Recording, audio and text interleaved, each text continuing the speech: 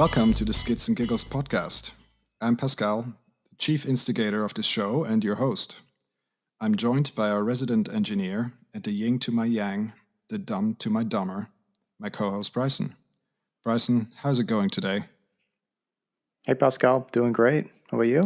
I'm good, thanks, and I'm very excited to finally say the words. Hey guys, this is episode 1 of the Skids and Giggles podcast. It feels very good, doesn't it? Oh yes. We've obviously been working on this project for some time, just dialing in our setup and dealing with a few hiccups along the way. But we're here now, and I'm also stoked that we can kick off our show with a great first guest and a discussion on what it takes to run a business in the bike industry in 2021, which I think is very topical at the minute and should provide some good insights into what lies ahead for everyone that is keen to get out on their bikes in the next few weeks and months. But before we jump into the conversation with James, I want to take some time and maybe talk a little bit about what we want to achieve with the Skids and Giggles podcast. So, Bryson, maybe to start with, why did you want to start another mountain bike podcast? Well, it was only natural, as we're both avid listeners of podcasts and also of mountain bike podcasts, of which there's plenty of great content covering headlines and the new stuff and riding tips. However, we both agreed that there is nothing out there that explores all the little stories, perspectives, and people that make mountain bike so great. And on top of that, we also wanted to bring in the local flavor of mountain biking here in Switzerland, which in itself deserves much more attention. And that's also what we're trying to do. We're trying to do that with an interesting take. And Pascal, what convinced you to take the Skids and Giggles mantra and make it into a podcast? Well, the Skids and Giggles mantra, if you will, started already a couple of years ago after a great weekend trip to the mountains. And I just thought it was a fitting theme at the time to describe what I like most about mountain biking. And that's basically just goofing off in the mountains with your buddies, hooting and hollering and having a good time. And of course, pulling skids and just having a laugh. At first, it was just a funny design and some stickers. And then people started liking those stickers, and there was a lot more stickers. And there was a water bottle, and we now all sold out of the water bottle. So it felt like a natural progression to make it into a podcast. And as you say, I think it's a very interesting time to talk about mountain biking. If there's one positive thing coming out of the pandemic, then it's that more people than ever are getting out on their bikes, be it as new riders or as riders that are rediscovering their love for the bike as a simple means of getting out of the house and having some fun. I also believe that the two of us, we can provide an interesting perspective on both Switzerland as well as on riding an actual bike. With you hailing from the promised land of mountain biking, BC, Canada, and having lived here for a number of years now. I'm Swiss from the German-speaking part, so I have a slightly easier access to the local community in terms of the language. But I have also spent most of my adult life living abroad and away from my hometown. We both have been riding since we were little kids, and I personally have spent the last 25 years racing bikes in pretty much every discipline that is out there. You now work in the bike industry, you have some coaching experience, and as an engineer, you clearly have a slightly different perspective on things as I do as a simple consumer. Lastly, there's a few topics that I would like to explore more for me personally and educate myself on. Me and my family, we are currently at an interesting crossroads in terms of bikes. With our kids, just entering that age where the bike could become more than just a mode of transport.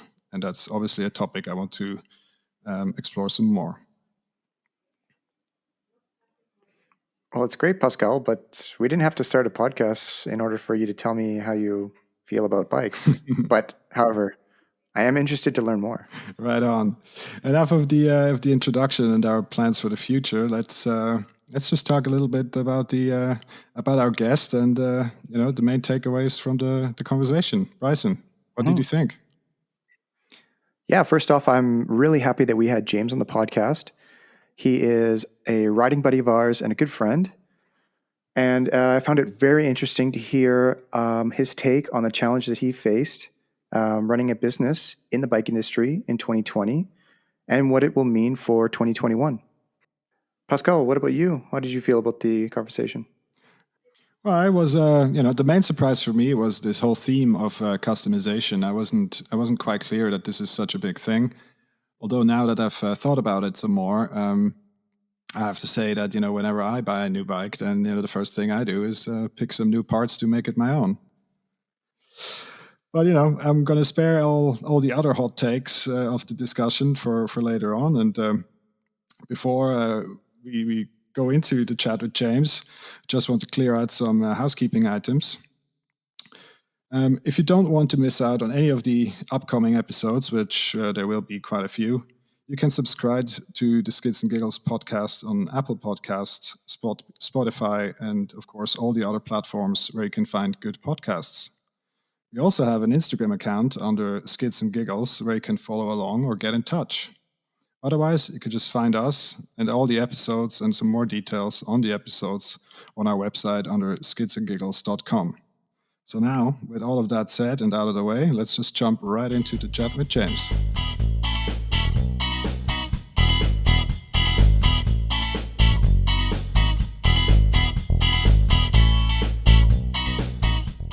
Today we sit down with James Drew.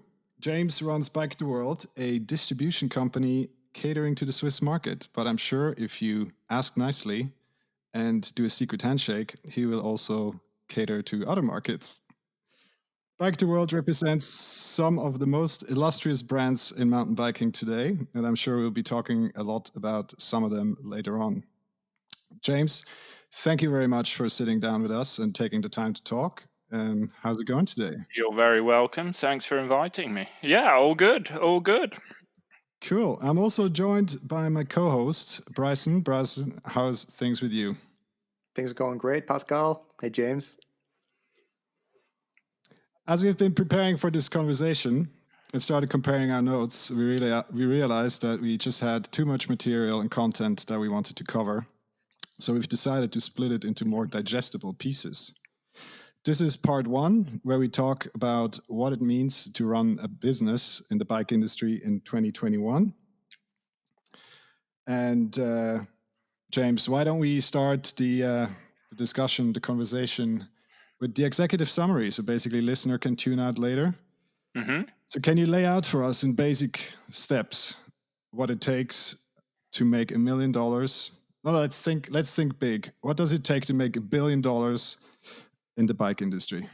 Oh, that's quite an easy question to answer, Pascal. You need to start with 2 billion. Oh, and why is that?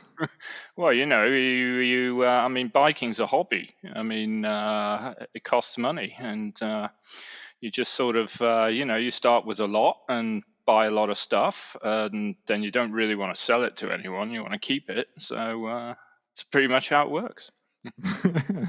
Well, thank you very much for clearing that up for us. And with all that said and done, let's hope we can shed a bit more light on what it really means and what it really takes. For sure. So maybe we should start the conversation with how has 2020 gone for you? I mean, 2020 has been a special year for everyone in the industry, pretty much for every group, be it as a user, as a rider, as a bike shop, as a distribution business, as an event company, as a guiding company, etc. How has it been going for you? And I guess what are the highlights?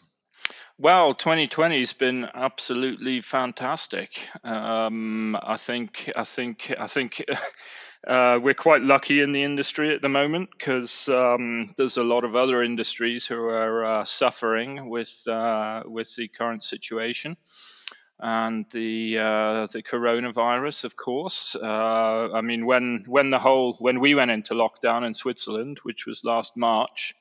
I did get quite concerned. And then we found out about a week later that bike shops could stay open to service. bicycles, as bicycles are a means of transport. So they were available. They weren't allowed to open their shop floors, but they were allowed to service and they were allowed to sell. And having a lot of people that really didn't have much to do, you couldn't go and see your friends, you can't meet people, you can't go out to a bar or do anything like that. A lot of people turned to sports and a lot of people turned to biking. So of course, our sales skyrocketed pretty much, and you can see that through the whole industry. So 2020 was a good year from a business perspective. Maybe personally, it was more difficult with the current situation, but I think anyone who works in the bike industry is feeling pretty lucky right now. I would think so. And I mean, what I find interesting is that there's many facets to this bike boom, or like the increase in bike participation in 2020, and obviously also today. Is on the one hand, more people that already had bikes, they use their bikes more, and they were doing a lot more activities. But the other side of that is that you have a lot more uh, new participants, so people that buy their first bikes, or have been not riding for a long time and are only getting back into it. So what does that mean for your business, which pretty much caters to let's say a more hardcore crowd or more um, boutique crowd? How does that translate? Well, we I mean, when I look back, we sold a lot of wheel sets actually, which I found very interesting. A lot more wheel sets than we used to, and I think there are a lot of people out there. So if we talk about existing customers, or shall we say, someone who already has a bike, I think they went out riding and they were probably riding a lot, and then they probably realized quite quickly that maybe they needed something new or something better, and they had the time, or maybe it was someone who didn't ride that much and started riding a lot, and of course they got really back into it because there was nothing else to do apart from ride your bike. It's not a bad thing in my book. So I definitely think, a lot of people got really back into it, and a lot of people probably, because we offer very high-end parts for customizing pretty much. So I think a lot of people started to look at that. Hey, what can I do to make my existing bike better? Or even, maybe they bought a new one and built it up, and maybe they wanted to invest in something a bit more special than an off-the-shelf bike, because they were spending more time on it. Okay, well, yeah, I mean, I guess that makes a lot of sense. But I mean, in terms of if you think about the newer riders, have you seen any? Let's say any. Does that come through to you already, or is that still a little bit too far away from the, let's say, the upgrading market? That's hard to say actually. 'Cause it's not something I ask my customers normally. I mean, I don't see many customers face to face either. So that's a difficult question to answer, actually. One thing I can tell you, where I live, there's a quite a popular road biking route. And it was quite interesting because we started to notice there was more bike traffic than there was actual traffic down this route. And what really stood out is the amount of women riding. Actually, that seemed to, I would say, go up 200% or something. I was really quite surprised to see, how many girls were out. So I'm guessing probably one of the larger consumer groups who went out and bought new bikes or got into biking was women at that time. Okay, well, that's interesting. It obviously is one of the one of the topics that are relatively close to both Bryson and and my heart. So, because certainly for myself, I would like to inspire my better half to be a bit more a bit more active on the biking side. But I'm still trying to unlock the secret to to get her out on bikes more. And it's obviously something we want to explore with this project. Really, Um, I don't want mine riding with me. I quite enjoy the alone time. Oh well, it's different people, different I'm just preferences, kidding. right? I'm just Well, kidding. If she's listening, I'm just joking, my dear. yeah, absolutely. Um, I think maybe a final point on this and like the highlights in 2020 is obviously something we also want to explore a little bit is kind of what makes the Swiss bike market special, and if you have any data points or evidence in terms of how this bike boom is different here in Switzerland, particularly in Zurich where we live, versus maybe other markets you have some intel on. Well, the Swiss market's quite interesting because, I mean, I have worked in the European market as well. And I think what drives the Swiss customer is quality, high end, exclusivity, these sort of things. And I seem to realize, not all the time, but price isn't always a big factor. So I've noticed here, I mean, people like to buy the best of whatever they're getting. So I've worked in the European market as well, and there things are really heavily price based. So there's a lot of customers out there who really think and buy according to price, or try and get the best deal they can. Here, I think it's a lot more about getting something that will last a long time, is really good quality, and service is a big point as well. I think there's a large part of Swiss consumers also want to make sure if something goes wrong, they can talk to someone about it, or they can go by and get something fixed. I don't think they that keen to just buy something. People do buy things offline. Don't get me wrong. There's a lot of people who buy stuff offline, but I think there's a large portion of people, especially if it comes to more expensive things like bikes or wheel sets, who are more willing to actually have that service contact and have that opportunity to go and talk to someone if they need to.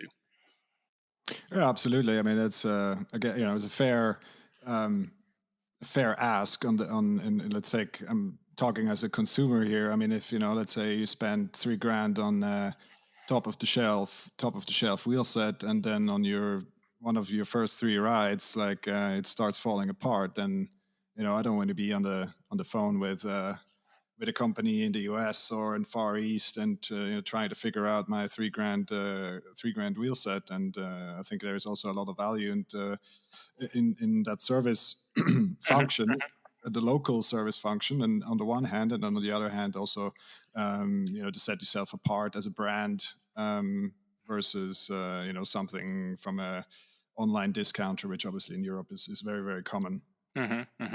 Well, I mean, you can put it in perspective if you look at cars, actually. I mean, you're not going to buy a 50 grand car and have it delivered to your front door online. You're going to want to go and see it, maybe sit in it, maybe take it for a test ride, maybe talk to someone about it. So, yeah, I think the higher the price goes, the more willing customers are to go into shops and really have that contact person.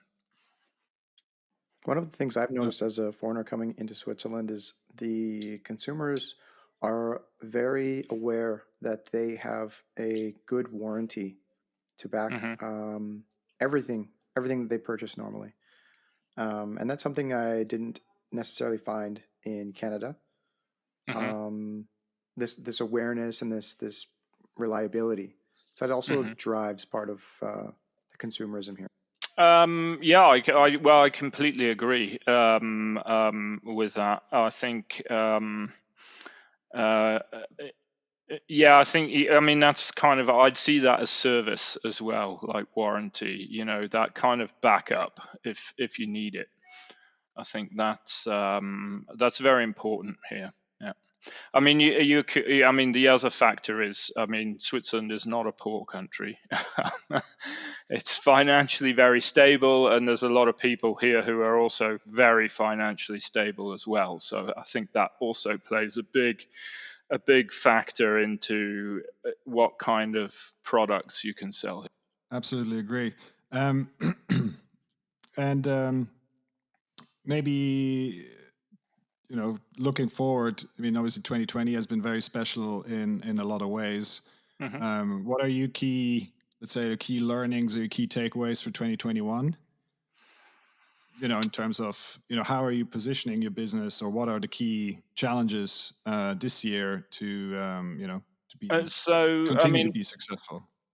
well, I had a big decision to make at the beginning of last year, and that was whether to sell direct as well as just distribute. Before, I was pretty much purely a distributor.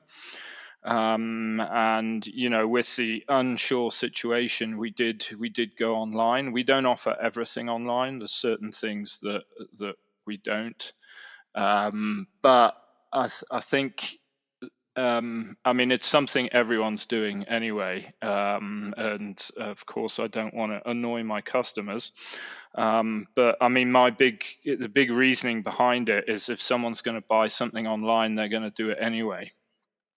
So it makes more sense if they can buy it from me, and we can keep the money in Switzerland, and I can use it to prop up my business, rather than people buying abroad, and the money not staying in Switzerland. So I think online was a big decision I had to make, and we went through that.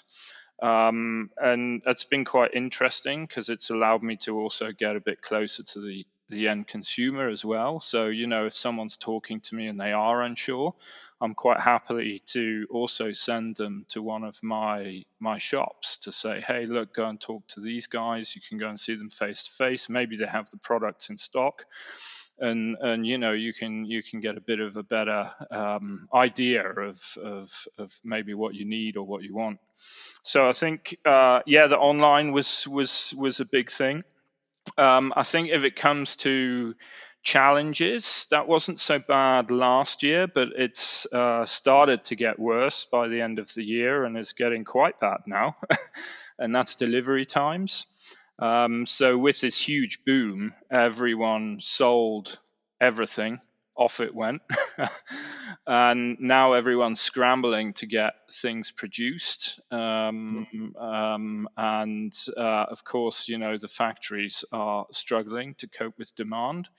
I think we were chatting yesterday about that, Pascal. Apparently, they also having issues to get workers. Oh yeah, for Uh, sure. I mean, that's yeah, with yeah, exactly. With the current lockdowns of different shades and social distancings, etc. I mean, that means the amount of people that you have on the floor space is, for example, is very limited. I know a friend of mine who works in the logistics business, and that's here in Switzerland, and that's one of their key bottlenecks is to actually get people into the logistics centers or the amount of people into the logistics centers to actually fulfill the requirements. hmm hmm So yeah, so that's definitely going to be an interesting one. And I mean, I've worked in the bike industry for quite a long time, and forecasting is a very interesting subject. um, I've noticed the trend set tends to be, you don't have much stock, but you sell loads of stuff, or you have a lot of interest. So then, not all companies, but some companies will then order like crazy, and end up with a huge amount of stock, which they probably will have to dump the next year.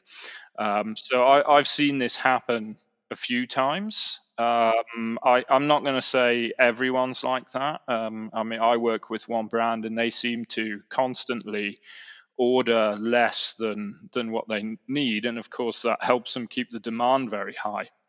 Yeah. But Where am I going with this? Yeah, the main point is I've forgotten. Well, that happens. That happens. It does. What were you talking about?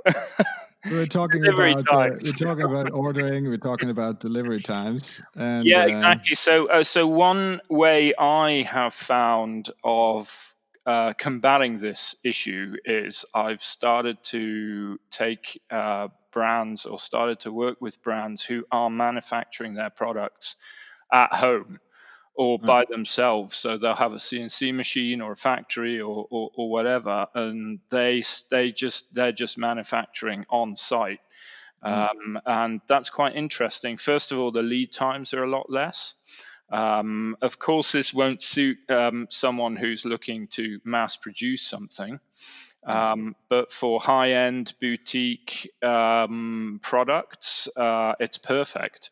And there's a huge amount of advantages. So first of all, lead times are less. If they don't have anything, you order it and they just make it. So you may be waiting at the most 8 weeks.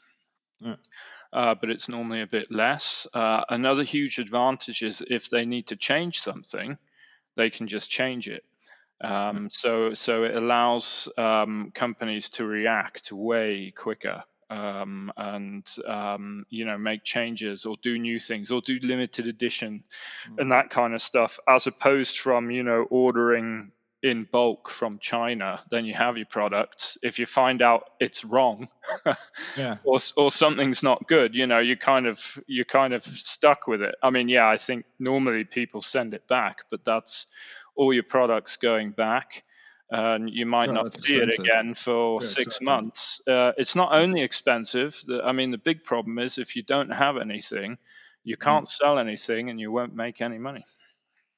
Yeah, well, that is the core Pretty of the simple. problem. Also, I mean, again, that's the core challenges of supply chain, and as you described before, right? So, I mean, the reason why people are not holding huge stock is because they need to fund that stock, right? So, and depending on how demand peters out in the end, that means they're either out of pocket and funding cost for that stock, or or they even make a loss, right? So, and that because they can't sell it at the price that they've taken it in. Exactly. Um, I think you're going on to an interesting tangent here, and this that I want to explore a little bit more is the opportunity for smaller brands for currently for this year and maybe also the years to come is the onshore or at least nearshore production and owning your own production facilities. Hmm. Um, I mean, the the main problem with obviously with producing in the Far East is that most of the time you're hiring capacity from a bigger factory. Hmm. Depending on the volume that you're ordering, you're first in line if you're one of the top three brands, Hmm. or probably more towards the bottom of the pile if you're a small brand. And Depends that how big obviously. your wallet is, I think. Yeah. Exactly, that too, and how big your client entertainment budget, and but obviously the other end of the spectrum is obviously local production, own production, in-house production Hmm. that obviously also has its own cost challenges, and obviously Switzerland being let's say a high cost production company, not only because of the cost of human capital is pretty high here, Hmm. but on the other hand we have the benefit of having very specialized engineering and machining skills here on the ground. So my take on this is that there's somewhere a sweet spot between being big enough to justify the cost to do your own production, either in your own facilities or in a somewhat remote facility, or producing it on shore, like right in your own facilities in the local market, and producing for the local market directly. Mm. I mean, it's an interesting one. I mean, manufacturing over here. I'm not sure if Switzerland will be that much more expensive than doing it in the US, for example. There's probably some European countries which would be probably cheaper if you look at the East Bloc. Or I think Portugal's quite reasonable as well. But I mean, the costs will always be higher when you make stuff here. But you have, there's a lot more benefits, and I think mainly it's the speed. So I think you can increase sales quite easily if you have a good product and you have high demand for that product. I think you can just turn around manufacturing much quicker. Although don't quote me on that. I don't have any statistical proof to back that comment up, but it's more of a gut feeling. I mean, we're going to start working with an English company in a couple of weeks. Well, we already are. We already fulfilled the order, and what he's doing is quite interesting. So he makes pedals. Company's called Pembry. Yep. Phil Law is his name. He's a great guy. He has a CNC machine, and he's focusing just on. He's got 2 pedals, so he's not going nuts with a huge product lineup. He's got 2 products, which he's focusing on, and the margins, they will be smaller because, of course, it's more expensive to produce stuff in Europe. But the other things he's doing is really quite interesting as well. So his company is 100% carbon neutral. Yeah. So he's for every pedal he makes, he plants a tree. So England's going to be a forest soon, I think. Well, I mean, but there's a number of brands that do that, right? Yeah, but it's a really interesting aspect because speaking to him, he's like, he can really control his whole supply chain, and he can also do something that makes a difference, and he can also manufacture quickly. And he was the one that also told me, the greatest thing is if I need to change something, I just do it and then run out the next batch. It's a change of the code, basically, if he has a CNC machine. Yeah, exactly. So I think people will have to get used to less margin. The more people who start to bring manufacturing back home. I think that will change the margins, but I do anticipate that sales will grow. I think availability that's the big issue at the moment, deliverability and availability, and I think that's going to be the factor that changes. So, I mean, the more you sell, the better, even if you are getting less. Yeah, for sure. I mean, it should be interesting. I do also think these smaller brands who are doing this are going to be more successful in the future, because I think they're just going to be the ones who are there. And if they grow, of course, they will start making other products. They will probably find ways of doing things cheaper. Or increasing their volume, that kind of thing. I know he's already invested in quite a bit of equipment, so he can machine, I think, 8 pedals at once as opposed to 1. So these are the type of things, I think, especially with something like this, I think people will probably invest more in technology to try and speed the processes up a bit.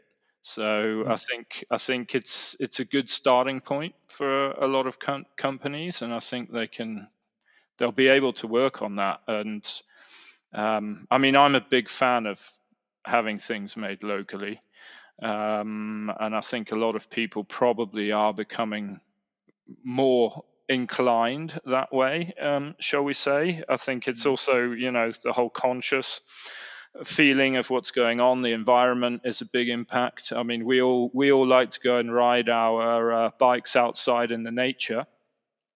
We don't want to go and we don't want to go outside if it's more unhealthy to be out there than it is inside.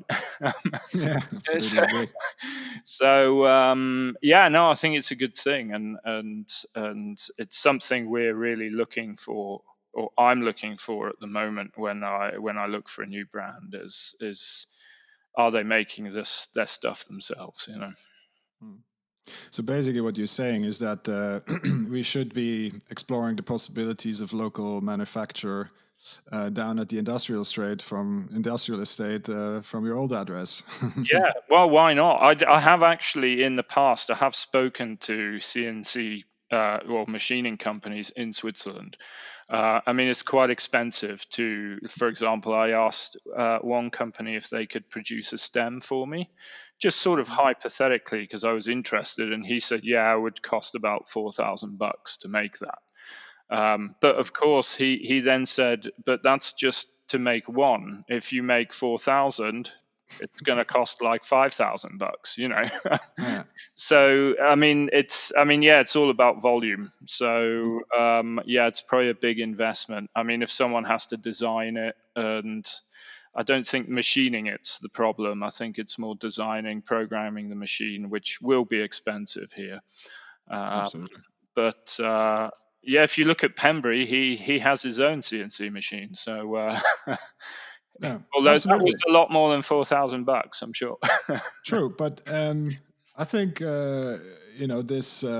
this theme of local production, as you say, that's not going away, and I believe that companies, to name names like Pole or Atherton Bikes, for example, with their technology, Hmm. they have an opportunity to make that reproducible Hmm. um, onshore, basically. So I don't really see why, for example, if you a pole stamina, Hmm. why that needs to be produced in Finland. I mean, basically, they can just send you the codes for the CNC machine. You could buy your aluminum. You can buy that locally Hmm. and stick the code into the machine and have your stamina produced, right next door. Yeah, that's Um, interesting. Interesting idea. I'm not the sure it's same that simple. I, I don't know. I'm not an engineer. I mean, that's why I have We, Bryson we, as my we have sidekick. we need to But ask an in-house engineer here. I mean, or take Atherton bikes, right? So the flip side to that is obviously 3D printing.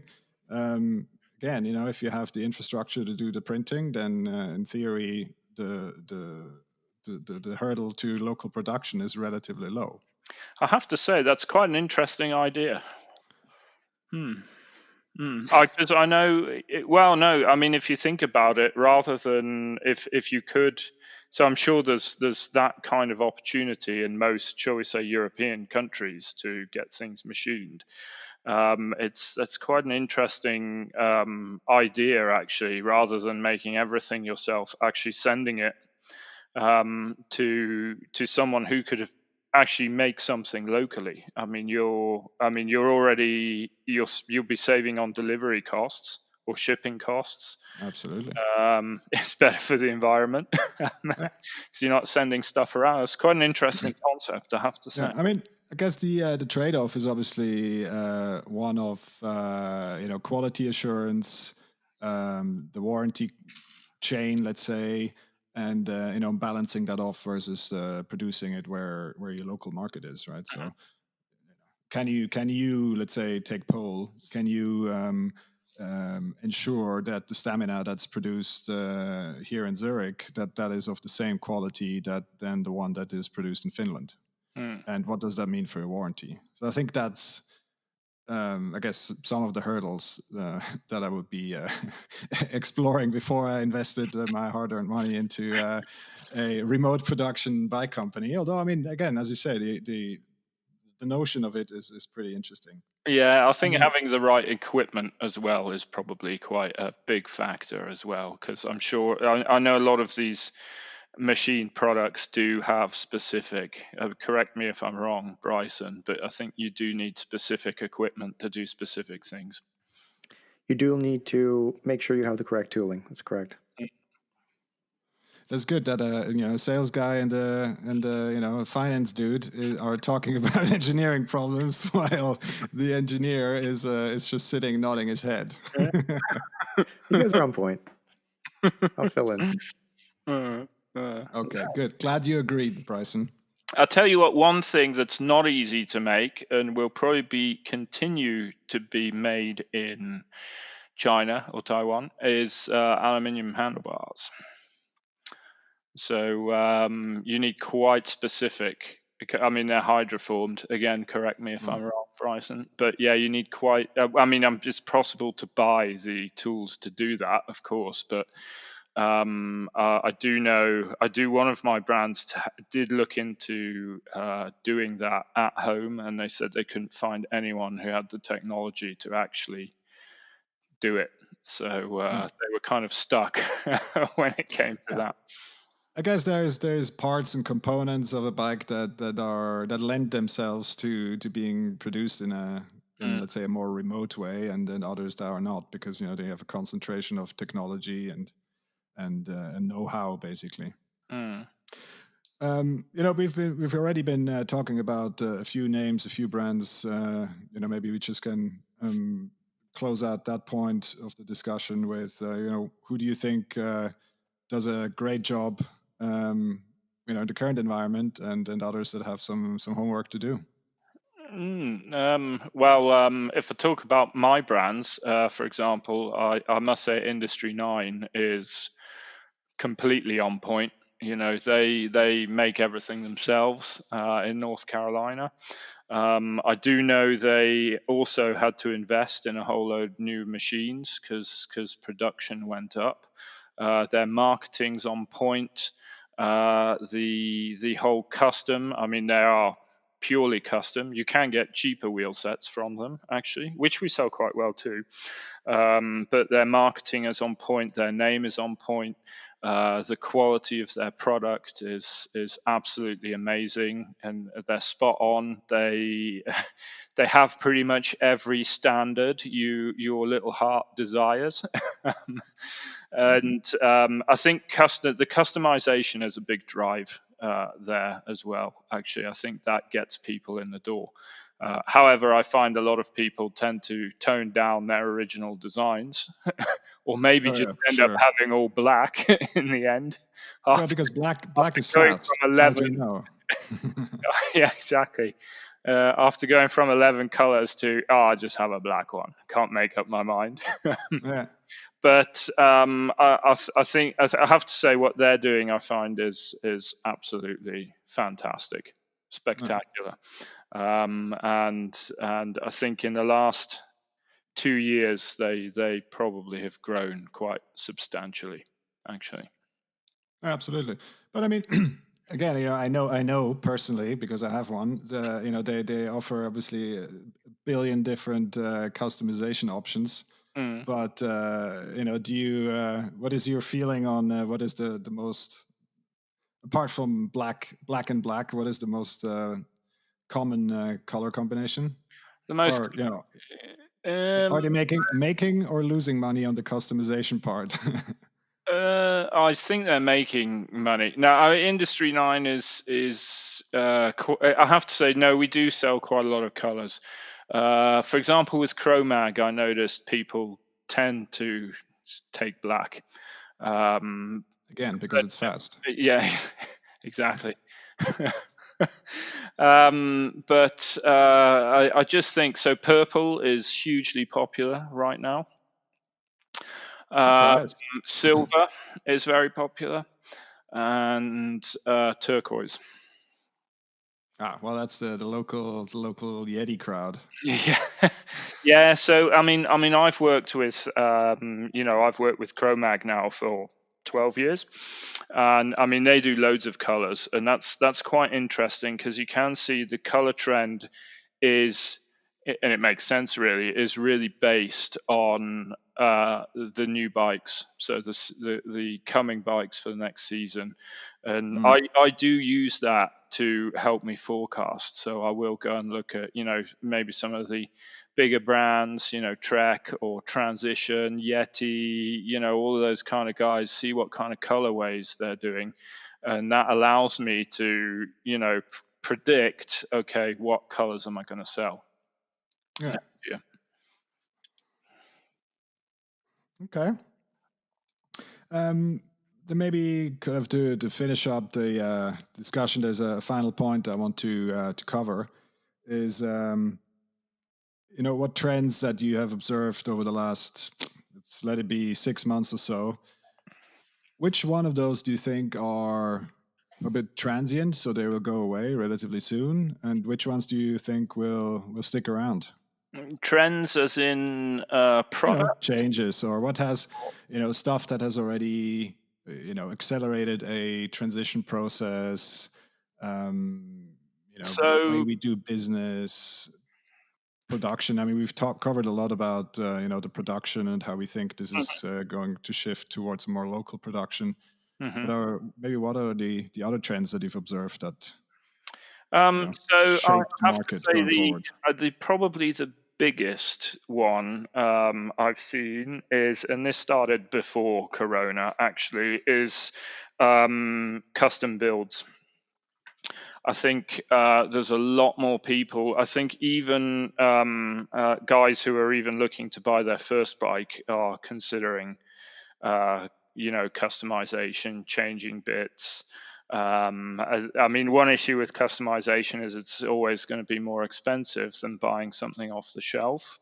And I know a lot of companies are trying to do the best they can when they sell, a complete bike off the shelf. Make sure they have a 35 millimeter handlebar clamp size, and all this kind of stuff. I think they're trying to go with the trends, but I think a lot of people out there just want to add that personal touch. They don't want to have the exact same bike as the neighbor does. They want to have something else on there, and it allows consumers, to talk about it. It's a bit of a talking point. I mean, anyone who's into biking, especially if we look at enduro or dirt or downhill mountain biking in general, Just the mountain bike, biking, basically. yeah, yeah, mountain biking. I think that's one of the great things about it. You go out and you do check out your buddy's ride, and hey, what have you got on there? Hey, have you done something new? And I think also this aspect of, shall we call it tuning, almost, making these little changes, these upgrades to improve your ride, or even just improve the look of your bike, it's a big thing. And I think it's become a lot bigger over the past 2 years. I think that's probably has a lot to do with marketing. So, especially social media, there's people out there posting these great builds, which, of course, encourages and any consumer, to have a look. And it might not encourage them to buy that bike specific or build something like that, but it will encourage them maybe to go out and build something that kind of has their own Yeah. stamp on it, their own take. So I think that's a trend that's is going to continue to climb. And I think another trend is, I mean, that's based on customization as well, but people are spending more money. I mean, that's the feeling I get when I talk to bike shops. They seem to say, yeah, just your. I mean, it's either or. There seems to be no middle ground. It's either, yeah, I want an enduro bike, but I want to be as cheap as possible. Maybe because they don't have that much fluid liquidity available. And then on the other hand, there's people going in and, yeah, I want the best. Here's my Amex. Yeah. Hit me up. An interesting observation, because I mean that's certainly something I have observed. Obviously, I've been riding bikes for a very long time, and I don't make a secret out of it that I ride bikes, be it in social circles or at work. And of course, people ask me whenever they get into riding bikes. It's like, hey, look, I want to get into bikes. I want to buy a bike. Um, do you have a recommendation? So let's say I want to buy a road bike, and then and I say like, okay, look, normally I would recommend someone that starts. Let's go in at a 105 Shimano level, so kind of that kind of price point around, what is that? But maybe between 2,000 and 3,000 francs or something like that. And the tolerance and acceptance of like the higher entry price has increased dramatically over the last 5 to 10 years, I would say. Whereas if you said 10 years ago, if you said like, well, you want to get into road biking, that's going to set you back 2,000 francs for an entry level bike, Mm. they would have been like, oh, really? Maybe I should consider something else. Mm-hmm. And today they're like, oh, wow, I thought I need to spend like 5 to 6,000 francs to get a decent bike. What am I going to do with the rest? And I was like, well, so either I saved, either Buy you, two bikes. you've been drinking the Kool-Aid and think that you really need a 6,000 franc bike to get started in riding a bike, and and that saved you just saved you a lot of money, or you can buy two bikes for Or take it to for the same Mallorca. price. Well, I Or think spend it on a great trip, spend it on some coaching, spending on a guide, something like that. I mean, yeah. again, I mean, I think people's, I think their education has maybe changed. I mean, when I first started mountain biking a long time ago, I was also surprised by the price. And I mean, this was when I was in my early 20s, and I wanted to go and buy a bike, and I was like, I didn't have loads of cash back then, and unlike now, of course. yeah, I have 1 billion Swiss francs now. But I started with two. But I mean, I was surprised back then as well. And it's not until you kind of you get into it and you realize actually it's a complex piece of kit. It's got a lot of moving parts. If you want hydraulic disc brakes, they aren't cheap. Yeah. And there's all these factors, and I think people are just a bit more educated, and I think they just kind of know now. Okay, if I want a decent bike to, shall we say, do sports, whether it's road biking, mountain biking, enduro, downhill, whatever, Gravel. triathlon. Yeah. I think people know they're going to have to spend, like 5 grand probably. I mean, as a rule, and I say this to everyone, because in my social circle, there's a lot of people who don't bike and don't know anything about bikes, and I always say, as a rule, I mean, even if you're just buying a simple city bike, you shouldn't go below 1,000 francs. I mean, of course, you can get good quality stuff for less than that. But I always say, set that as kind of the benchmark, and then go and have a look and see what's out there. But I don't go in thinking you're going to get a brand new bike for $50, because you're going to come back very disappointed. But I think people's I think just their just the knowledge has just changed. I think people know what to expect if they're going to get a bike. Okay.